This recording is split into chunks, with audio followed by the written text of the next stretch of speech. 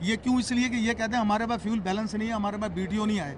ये पीसीओ को पेमेंट करें तो बात बनेगी ना, पीएसओ को। अब कहने का मकसद है, इससे मेरी 35 साल कमोबेश सर्विस है, 12 साल से मैं मेल चला रहा हूँ। इससे पहले मैं गुड्स चलाता था।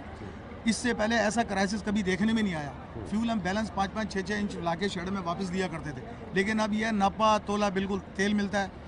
रोड़ी से लाहौर से गाड़ी खाने वाला गई। क्या ये वजह तो नहीं है नपा तोला तेल इसलिए मिलता है कि रास्ते में तेल चोरी हो जाता था? रास्ते में तेल चोरी नहीं होता। ये इनके पास तेल ही नहीं है, बैलेंस नहीं है। मैं था की बात कर। पहले था, ऐसा नहीं है अब। नहीं, पहले क्या ऐसा तो नहीं था? अब नपा तोला तेल इसलिए दिया जाता हो कि पहले ये शिकायत हो कि रास्ते में तेल चोरी हो जाता है। सर मैं अर्ज करूं, जो मेल एक्सप्रेस ट्रेनें चलती हैं वो तो रवानी से चलती है ना, उनको तो पब्लिक भी वाच कर रही होती है। ड्राइवर अननेसेसरी गाड़ी को वैसे भी नहीं खड़ी करता कहीं। ठीक, हाँ ये वजह है। अच्छा। और दूसरी बात यह है कि ये मैंने आपको बताया ना, सिग्नलिंग का निज़ाम, इसमें खराबी है।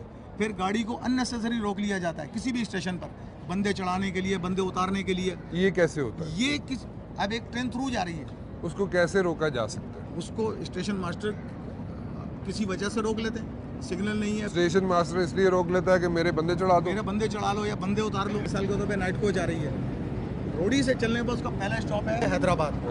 अब हैदराबाद तक उसका कोई स्टॉपेज नहीं है। अब उस गाड़ी को जितनी दफ़ा भी रोका जाएगा, फ्यूल कंजप्शन होगा ना, गाड़ी खड़ी हुई दोबारा रीस्टार्ट होगी, फिर फ्यूल वेस्ट होगा।